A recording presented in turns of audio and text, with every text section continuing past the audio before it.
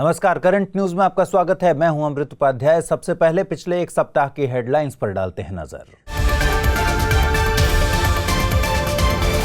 प्रधानमंत्री श्री नरेंद्र मोदी ने जल शक्ति अभियान कैच द रेन कैंपेन की शुरुआत की। बारिश के पानी का संरक्षण करना है मकसद। कार्यक्रम के दौरान देश की पहली नदी जोड़ो परियोजना पर भी हुआ करार। 3 दिवसीय भारत दौरे पर रहे अमेरिकी रक्षा सचिव लॉयड ऑस्टिन। रक्षा क्षेत्र में आपसी सहयोग पर रहेगा जोर। हिंद प्रशांत क्षेत्र में चीन की बढ़ती हलचल पर भी हुआ चिंतन। देश में पाया गया कोरोना का पहला double mutant variant. Corona samples की जीन सीक्वेंसिंग के बाद हुई पुष्टि। कोरोना वैक्सीन्स के कमजोर होने की आशंका। साल 2021 के लिए वर्ल्ड हैप्पीनेस रिपोर्ट जारी। लगातार चौथी मर्तबा फिनलैंड ने मारी बाजी। पिछले साल के मुकाबले भारत की स्थिति में सुधार। और उइगर मुस्लिमों की प्रताड़ना के आरोप में चीन पर प्रतिबंध। यूरोपीय यूनियन, ब्रिटेन, अमेरिका और कनाडा ने साथ मिलकर चीनी अधिकारियों पर लगाई रोक। चीन पर फैसले की ऑस्ट्रेलिया और न्यूजीलैंड ने की सराहना।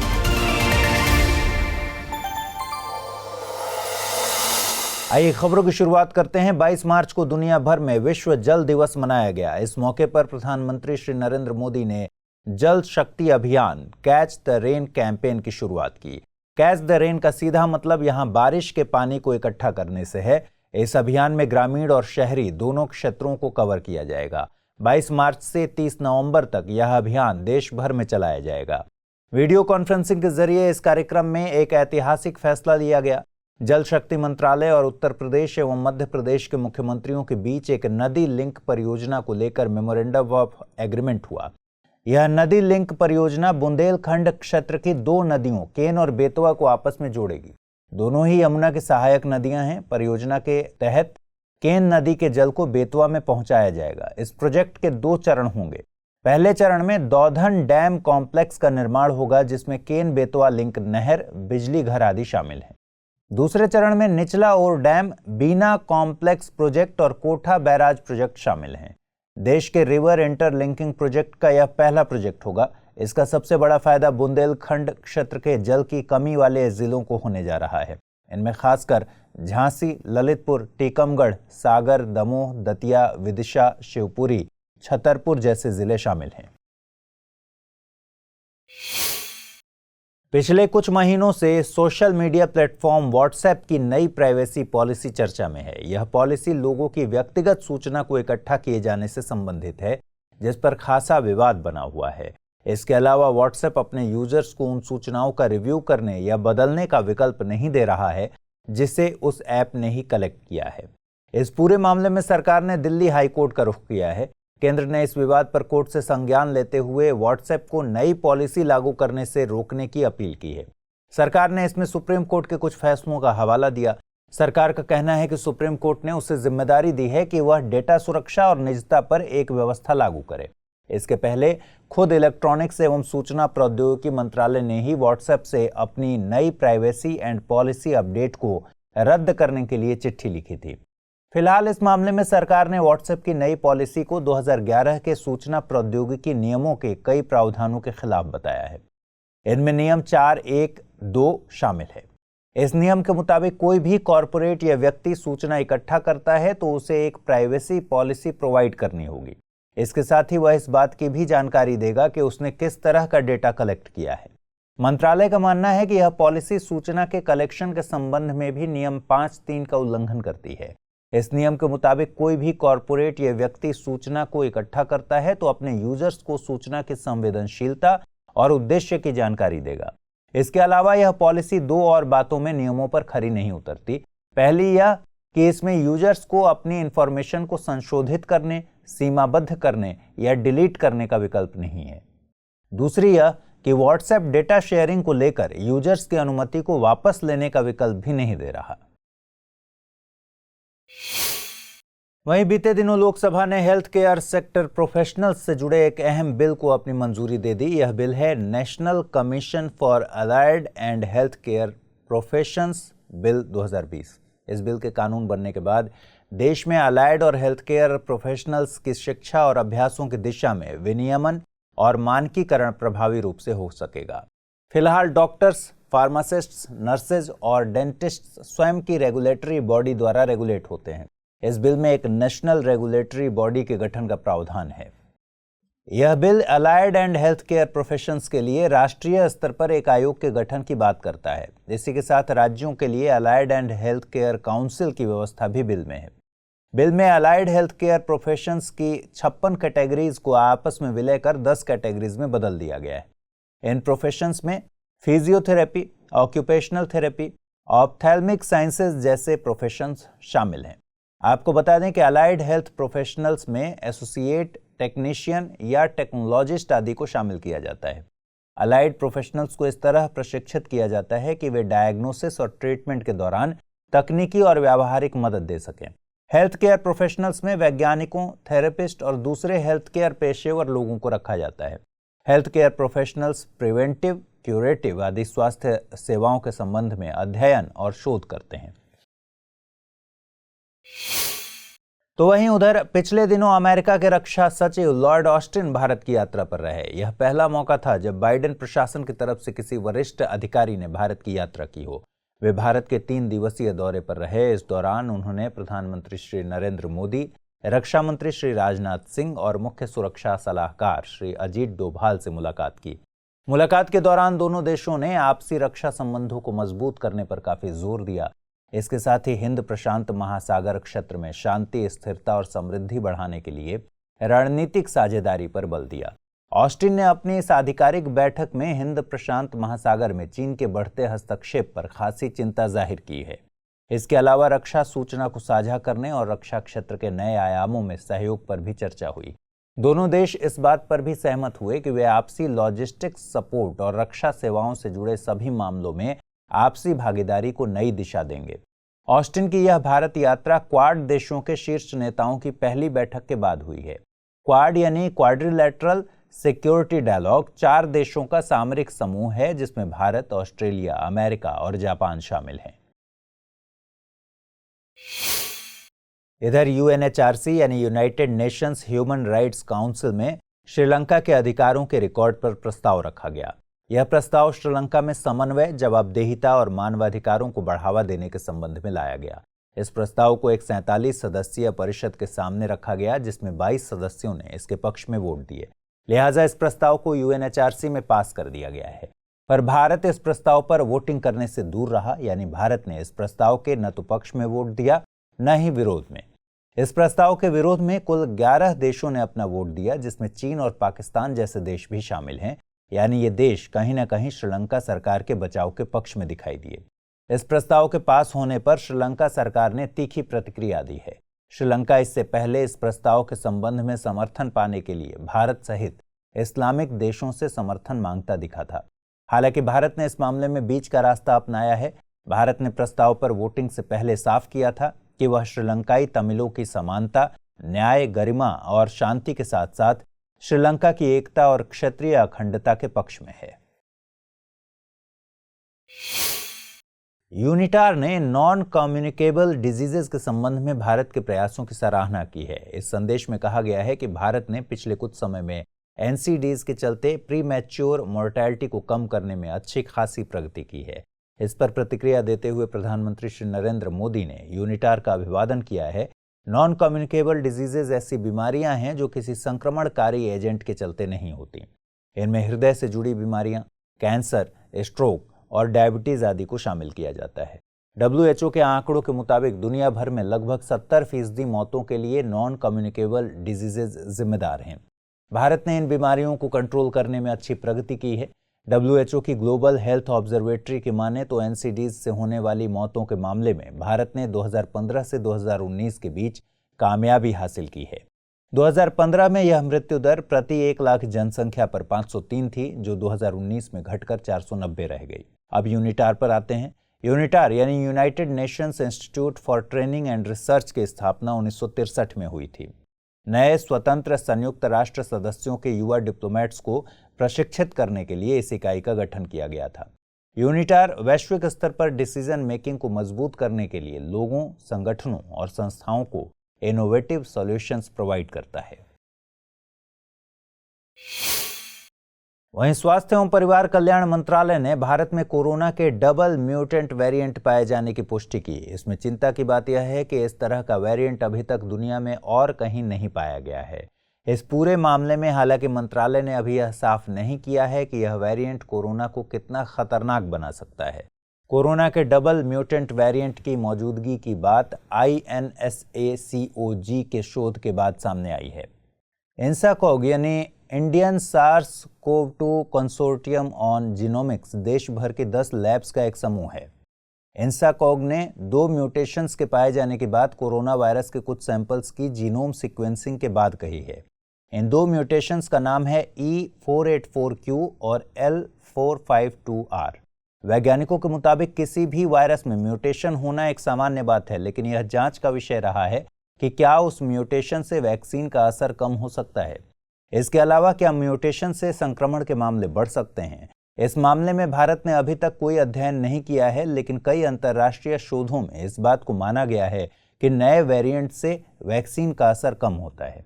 रिपोर्ट के मुताबिक E484Q और L452R इससे पहले अलग अलग पाए जा चुके हैं। फिलहाल कोरोना में इन दोनों के एक साथ होने की पुष्टि हुई है। अब दोनों को मिलाकर कितना असर वैक्सीन की क्षमता पर हो सकता है, इस पर विस्तार में शोध होगा।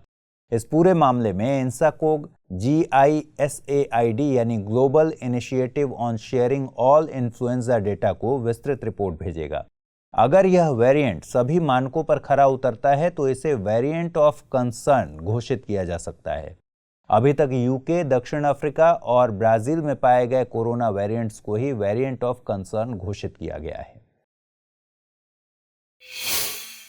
हाल ही में Bharat international Pulsar timing array का सदस्य बन गया। भारत ऐसा करने वाला एशिया का पहला देश बन गया है। इसका मतलब यह है कि भारत एशिया का पहला देश है जो इंटरनेशनल रेडियो टेलीस्कोप की लीग में शामिल हो चुका है।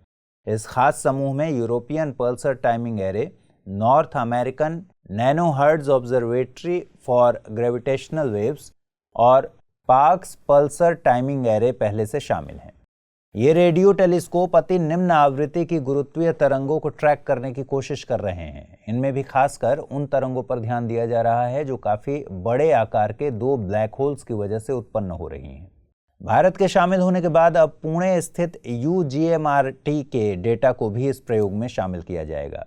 UGMRT यानी upgraded giant metre wave radio telescope.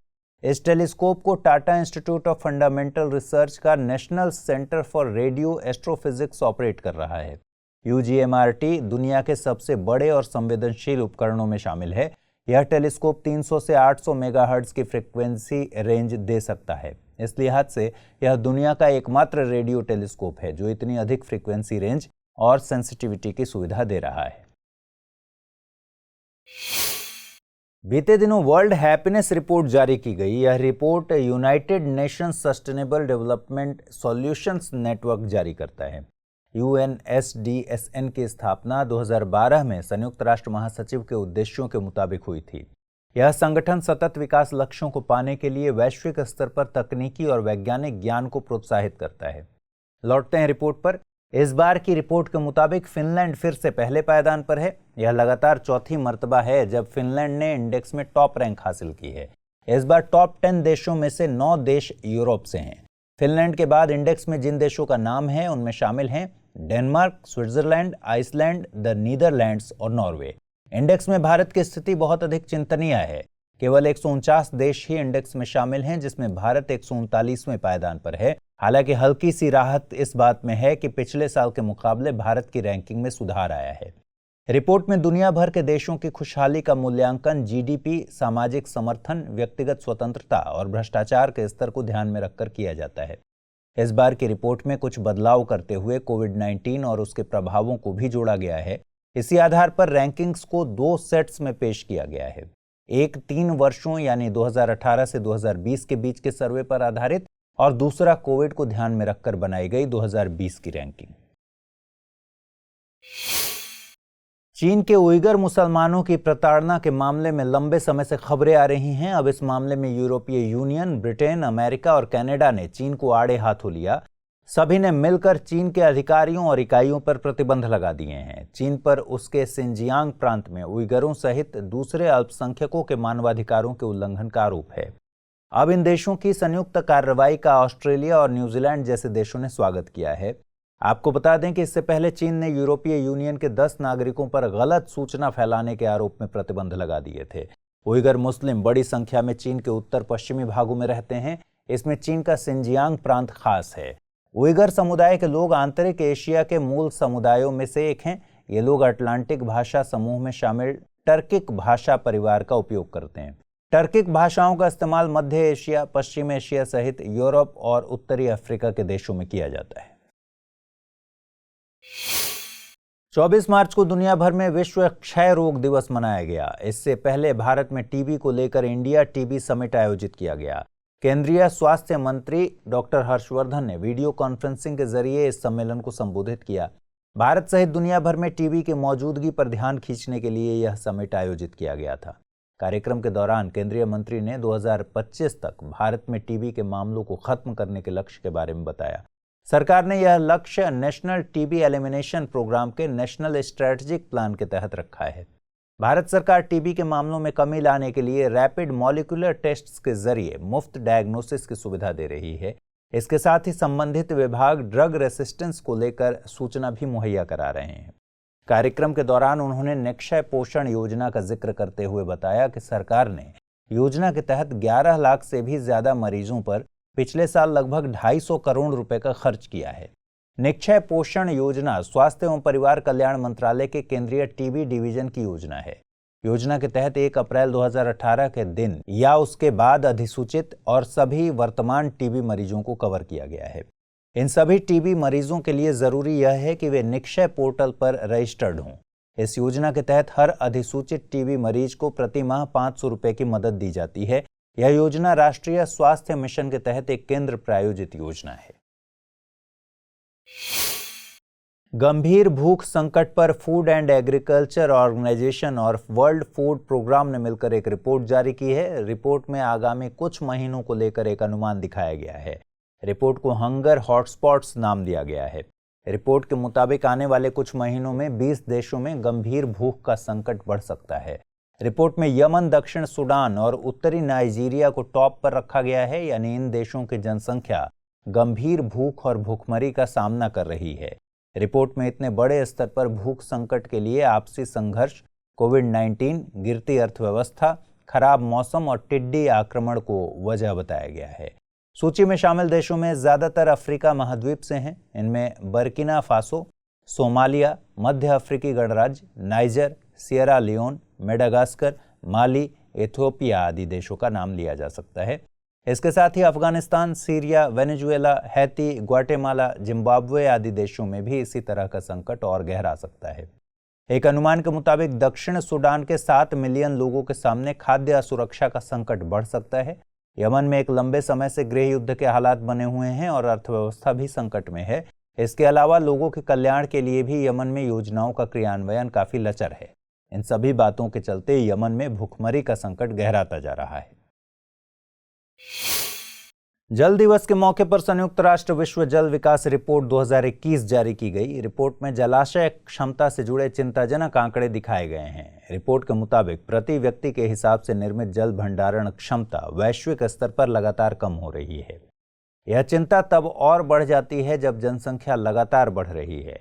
एक अनुमान के मुताबिक साल 2040 तक दुनिया की जनसंख्या 9 बिलियन के आंकड़े को छू सकती है। इस हिसाब से अगर जलाशय क्षमता को देखें तो यह 7000 बिलियन क्यूबिक मीटर के आंकड़े के आसपास ही बनी रह सकती है। जलाशय क्षमता साल 2000 के दशक के बाद से लगभग स्थायी बनी हुई है। रिपोर्ट में जलाशय के विस्तार की धीमी गति के पीछे मौजूदा जलाशयों में गाद के बढ़ते स्तर को वजह बताया गया है।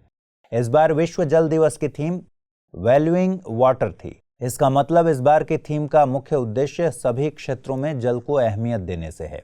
रिपोर्ट में वैल्यूइंग वाटर के संबंध में भी बताया गया है, खासकर अफ्रीका के उपसहारा क्षेत्र को ध्यान में रखते हुए। रिपोर्ट के मुताबिक अफ्रीका के जल संसाधनों का वितरण काफी विषम है।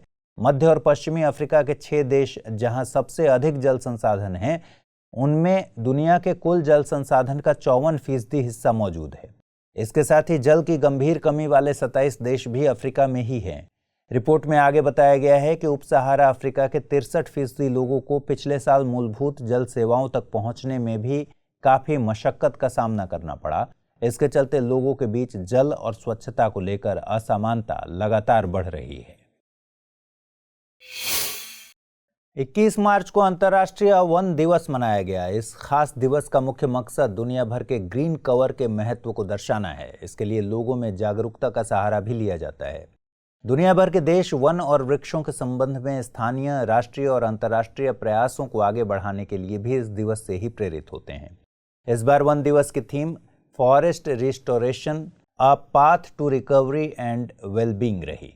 इस थीम का मकसद यह संदेश देना है कि वनों के रिस्टोरेशन और सतत प्रबंधन के जरिए किस तरह जलवायु परिवर्तन और जैव विविधता संकट से निपटा जा सकता है। वहीं वन किस तरह से सतत विकास के लिए वस्तुओं और सेवाओं का उत्पादन करने में मददगार साबित हो सकते हैं। वन दिवस की थीम्स को इस तरह तय किया जाता है कि ये UN decade on ecosystem restoration 2021 से 30 के मुताबिक ही रहें। संयुक्त राष्ट्र महासभा ने इस खास दिवस की घोषणा 2012 में की थी। इसका आयोजन United Nations forum on forests और फूड एंड एग्रीकल्चर ऑर्गेनाइजेशन मिलकर करते हैं। इसके साथ ही आयोजन में सरकारों और वन एवं संबंधित क्षेत्रों से जुड़े संगठनों की भी इसमें भूमिका रहती है। बिटकॉइंस और कार्बन फुटप्रिंट का क्या संबंध हो सकता है, इस पर हाल ही में एक अध्ययन किया गया। एक डच अर्थशास्त्री एलेक्स डी व्रीस ने यह अध्ययन किया है। अध्ययन के मुताबिक बिटकॉइंस के चलते हर साल लगभग 38.10 मिलियन टन कार्बन फुटप्रिंट पैदा होता है। एक इंटरव्यू में बिल गेट्स ने भी इस बात को माना है कि बिटकॉइंस में किसी और उपकरण की तुलना में बिजली की खपत ज्यादा होती है। अध्ययन में इसकी मुख्य वजह कॉइन माइनिंग को बताया गया है। इसके लिए चूंकि हाई टेक कंप्यूटर्स का इस्तेमाल होता है, इसलिए इसमें अधिक बिजली खर्च होती है। हाईटेक कंप्यूटर्स के उपयोग का मुख्य कारण बिटकॉइंस के संबंध में किया जाने वाला कॉम्प्लेक्स कैलकुलेशन है। स्टडी में दिखाए गए आंकड़े भी चौंकाने वाले हैं। साल 2017 में बिटकॉइन नेटवर्क में 30 टेरावाट आवर्स बिजली की खपत हुई। वहीं बिटकॉइन ट्रांजैक्शंस की बात करें तो हर एक ट्रांजैक्शन में लगभग 300 kg CO2 की जरूरत होती है। इस खपत को कम करने के लिए एलेक्स डी व्रीस ने कुछ उपाय बताए हैं, जैसे एक, सरकारें बिटकॉइंस माइनिंग पर मॉर्टोरियम घोषित कर सकती हैं। इसके अलावा डिजिटल एसेट्स मार्केट प्लेसेस से क्रिप्टो करेंसीज पर बैन लगाया जा सकता है। पिछले दिनों मत्स्य, पशुपालन और डेयरी राज्य मंत्री ने डेयरी पशुओं की उत्पादकता से जुड़ी जानकारी सामने रखी। इस पूरी जानकारी में डेयरी क्षेत्र से जुड़ी योजनाओं के बारे में भी बताया गया। एकीकृत सैंपल सर्वे के मुताबिक 2019-20 के दौरान मवेशियों की औसत वार्षिक उत्पादकता 1777 kg प्रति पशु प्रति वर्ष रही। विश्व स्तर पर इसी उत्पादकता की बात करें तो 2019 में यह लगभग 2700 kg रही है।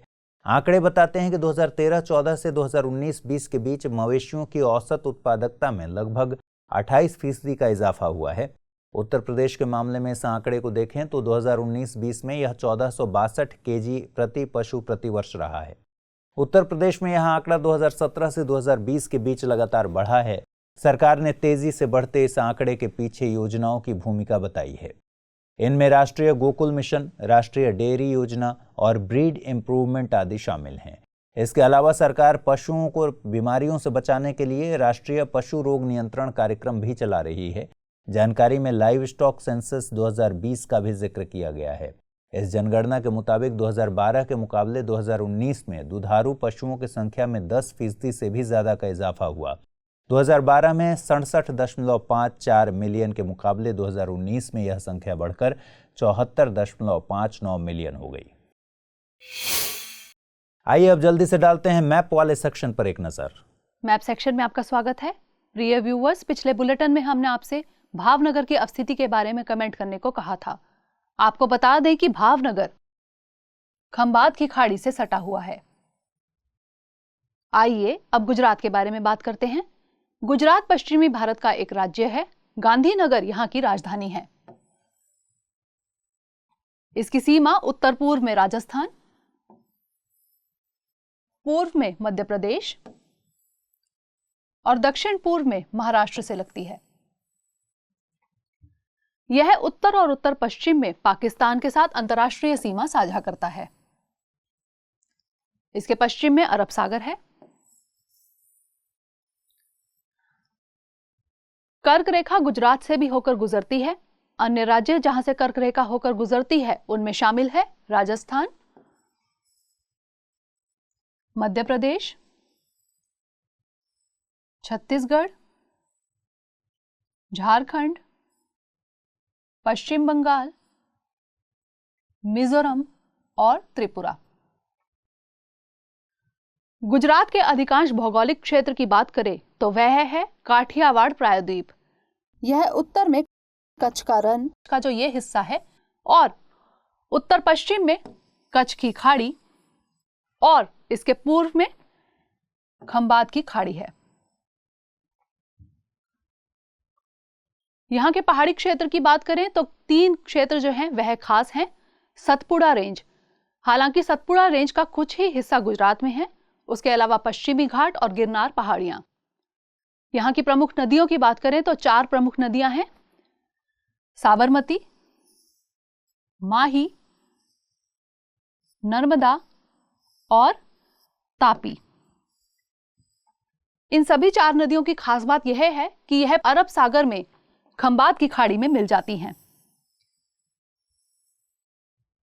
इन नदियों को उत्तर से दक्षिण में इस क्रम में जोड़ा जा सकता है, समानता, यानी सबसे पहले साबरमती, फिर माही, फिर नर्मदा और फिर तापी। इनके अलावा विश्वामित्री, मिंढोला नदी और पूर्णिया नदी, यह भी पश्चिम दिशा में बहती हुई अरब सागर में मिल जाती हैं। यहां के वन्यजीव संरक्षण की बात करें तो यहां पे 4 प्रमुख राष्ट्रीय उद्यान हैं, गिर नेशनल पार्क, कच्छ का रण national park, Vansda national park और वेलावदार नेशनल पार्क।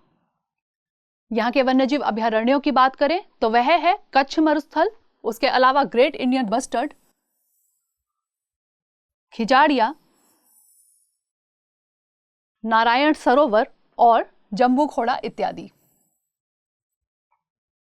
हाल ही में तंजानिया के राष्ट्रपति की मौत हो गई है, इसलिए नई राष्ट्रपति ने शपथ ली है। अगले बुलेटिन में हम तंजानिया पर बात करेंगे। आपको कमेंट सेक्शन में बताना है कि तंजानिया की नई राष्ट्रपति कौन है। तो फिलहाल इस बुलेटिन में इतना ही। खबरों को विस्तार से पढ़ने के लिए विजिट कीजिए www.drishtieyes.com। साथ ही दृष्टि आइज के हिंदी और अंग्रेजी यूट्यूब चैनल को लाइक, शेयर और सब्सक्राइब करना मत भूलिए। लेकिन चलते चलते डालते हैं कुछ छोटी मगर जरूरी खबरों पर नजर। हाल ही में लक्षद्वीप और जम्मू कश्मीर के बडगाम जिले को टीबी फ्री घोषित कर दिया गया है। ये दोनों टीबी फ्री घोषित किए जाने वाले देश के पहले स्थान बन गए हैं। विश्व टीबी दिवस के अवसर पर टीबी के नियंत्रण में बेहतर काम करने वाले राज्यों को पुरस्कार दिए जाने वाले समारोह के दौरान यह घोषणा की गई थी। दुनिया भर के कुल टीबी मामलों के 30% मामले भारत में हैं। संयुक्त राष्ट्र के सतत विकास लक्ष्यों यानी SDG के लक्ष्य 3 के तहत 2030 तक टीबी को समाप्त करने का लक्ष्य रखा गया है। भारत सरकार ने वर्ष 2025 तक देश से टीबी को समाप्त करने का लक्ष्य निर्धारित किया है। मौजूदा मुख्य न्यायाधीश जस्टिस S.A. बोबडे ने देश के अगले मुख्य न्यायाधीश के लिए जस्टिस N.V. रमन्ना के नाम की सिफारिश सरकार को भेज दी है। CJI बोबडे आगामी 23 अप्रैल को रिटायर होने वाले हैं। ऐसे में केंद्र सरकार ने देश के अगले CJI के नाम की सिफारिश उनसे मांगी थी। बता दें कि जस्टिस N.V. रमन्ना देश के 48वें CJI होंगे और 26 अगस्त 2022 तक जस्टिस रमन्ना इस पद पर रहेंगे। हिंदी लेखक प्रोफेसर शरद पगारे को 2020 के लिए व्यास सम्मान से सम्मानित किया जाएगा। यह पुरस्कार उन्हें उनके उपन्यास पाटलिपुत्र की साम्राज्ञी के लिए दिया जाएगा। 2019 का व्यास सम्मान नासिरा शर्मा को दिया गया था। आपको बता दें कि व्यास सम्मान की शुरुआत वर्ष 1991 में की गई थी। यह पुरस्कार के बिड़ला फाउंडेशन की तरफ से दिया जाता है। यह पुरस्कार हिंदी में किए गए उत्कृष्ट साहित्यिक कार्य के लिए दिया जाता है। गोवा सरकार ने विश्व प्रसिद्ध शिग्मो उत्सव को इस साल मनाने की अनुमति देने का फैसला किया है। यह समारोह गोवा के आदिवासी समुदायों और कुनबिस, गावदास और वेल्पिस जैसे अन्य कृषि समुदायों द्वारा मनाया जाता है। यह उत्सव गोवा के पणजी, पोंडा और मापुसा तक सीमित रहता है। शिग्मो दरअसल धान की सुनहरी फसल का उत्सव होता है और इसे वसंत के आगमन का प्रतीक भी माना जाता है। CPWD यानी central public works department Ladakh में भारत चीन बॉर्डर पर 3 सड़कों का निर्माण करने वाला है। इस सड़क निर्माण का कार्य लद्दाख केंद्र शासित प्रदेश के लेह जिले में किया जाएगा। इस टेंडर की कुल लागत 212.99 करोड़ रुपए है। इस प्रोजेक्ट का title roads to Indo China border from the Indo Tibetan border police bases at शिलोंगला, न्याक मिकले एंड हेना रखा गया है। भारतीय कंपनी प्रेमास बायोटेक और इजरायली कंपनी ओरामेड फार्मास्यूटिकल्स के सहयोग से कोरोना की ओरल वैक्सीन का निर्माण किया गया है। इसे वैक्सीन इंजेक्शन की बजाय एक गोली की तरह निगला जा सकेगा। प्रेमास और ओरामेड की जॉइंट वेंचर ओरावैक्स इस वैक्सीन का निर्माण कर रही है। फ्लेम ऑफ द फॉरेस्ट नाम से प्रसिद्ध ब्यूटिया मोनोस्पर्मा पेड़ की वृद्धि पूरे नीलगिरी में देखी गई है। मुदुमुलाई टाइगर रिजर्व के कोर एरिया में ब्यूटिया मोनोस्पर्मा भारी मात्रा में उगे हुए दिखे हैं। जब इस पेड़ में पत्तियों से ज्यादा फूल उगते हैं तब यह पेड़ बहुत ही अलग सा दिखता है। इन फूलों का रंग चमकीला नारंगी और पंखुड़ियों का आकार भी एकदम अलग होता है, जिस वजह से इसे फ्लेम ऑफ द फॉरेस्ट कहा जाता है। इसे हिंदी में ढाक, टेसू और पलाश के नाम से भी जाना जाता है। विद्युत मंत्रालय के तहत काम करने वाले केंद्रीय प्रतिष्ठान power grid corporation India limited ने प्रणीत नामक एक ई ट्रेडिंग पोर्टल को लॉन्च किया है। इस पोर्टल से कागजी कार्यों में कमी आएगी, संचालन में सुगम्यता होगी और टेंडर प्रोसेस और अधिक पारदर्शी होगा। इस पोर्टल को भारत सरकार के मानकीकरण, परीक्षण और गुणवत्ता प्रमाणन निदेशालय यानी STQC द्वारा प्रमाणित किया गया है। पावर ग्रिड भारत का एकमात्र ऐसा संगठन बन गया है जिसके पास STQC द्वारा निर्धारित सुरक्षा और पारदर्शी मानकों के अनुरूप SAP सप्लायर रिलेशनशिप मैनेजमेंट यानी SRM पर ई-खरीद सॉल्यूशन है। दिल्ली के उप मुख्यमंत्री मनीष सिसोदिया ने हाल ही में एक बयान में कहा कि दिल्ली सरकार ने शराब पीने वालों की न्यूनतम आयु को 25 से घटाकर 21 करने का निर्णय लिया है। मौजूदा वक्त में 60% से ज्यादा शराब की दुकानें राज्य सरकार के अधीन हैं। निजी शराब की दुकानें 40% हैं, जो राज्य सरकार के स्वामित्व वाली दुकानों की तुलना में अधिक राजस्व देती हैं। ऐसे में दिल्ली सरकार ने सरकार द्वारा संचालित शराब की दुकानों को समाप्त करने का निर्णय लिया है। RBI गवर्नर शक्तिकांत दास ने कहा कि भारत एशिया के शीर्ष फिनटेक हब के रूप में उभर रहा है। वित्तीय वर्ष 2019 में भारत में फिनटेक का बाजार 1.9 लाख करोड़ रुपए का रहा है। इसके 2025 तक 6.2 लाख करोड़ रुपए तक पहुंचने की उम्मीद है। यह बाजार डिजिटल भुगतान, digital lending, peer to peer यानी P2P lending, crowd funding, blockchain technology, big data, regtech और सुपटेक इत्यादि जैसे विविध क्षेत्रों से जुड़ा है। बता दें कि फिनटेक कंपनियां डिजिटल लेन देन के मामले में अग्रणी हैं और बैंकिंग एवं वित्तीय उद्योग में अधिक सक्रिय भूमिका निभा रही हैं। योग की उत्पादकता पहलुओं का पता लगाने के लिए आयुष मंत्रालय ने हाल ही में एक उच्च स्तरीय अंतर विषयी समिति का गठन किया है। इस समिति की पहली बैठक 24 मार्च 2021 को वीडियो कॉन्फ्रेंसिंग के जरिए हुई। समिति की अध्यक्षता SVYASA योगा यूनिवर्सिटी के कुलपति डॉक्टर HR नागेंद्र के पास है। इसके सदस्यों में एम्स नई दिल्ली, IIM बेंगलुरु, IIT बॉम्बे, विभिन्न अग्रणी योग संस्थान, कॉरपोरेट क्षेत्र और आयुष मंत्रालय के प्रतिनिधि हैं। समिति के मुताबिक बीते 5 सालों में वैश्विक स्तर पर योग की लोकप्रियता में अप्रत्याशित वृद्धि हुई है। यह समिति अपनी प्रारंभिक सिफारिशें मई 2021 तक प्रस्तुत करेगी। हाल ही में दुनिया का पहला mobile water from air kiosk and water knowledge centre Visakhapatnam में स्थापित किया गया। इस सेंटर को मैथ्री एक्वाटेक नामक कंपनी ने स्थापित किया है। इस कंपनी का निर्माण मेक इन इंडिया पहल के तहत हुआ है। सेंटर को GVMC यानी ग्रेटर विशाखापत्तनम म्यूनिसिपल कॉर्पोरेशन और प्रोजेक्ट सेवा यानी sustainable enterprises for water and health के सहयोग से स्थापित किया गया है। इस कियोस्क के जरिए हवा की नमी से पीने योग्य एवं स्वच्छ जल निकाला जा सकता है। इसमें मैथ्री एक्वाटेक द्वारा विकसित एक नवाचारी तकनीक मेघदूत सॉल्यूशन का प्रयोग किया जाता है।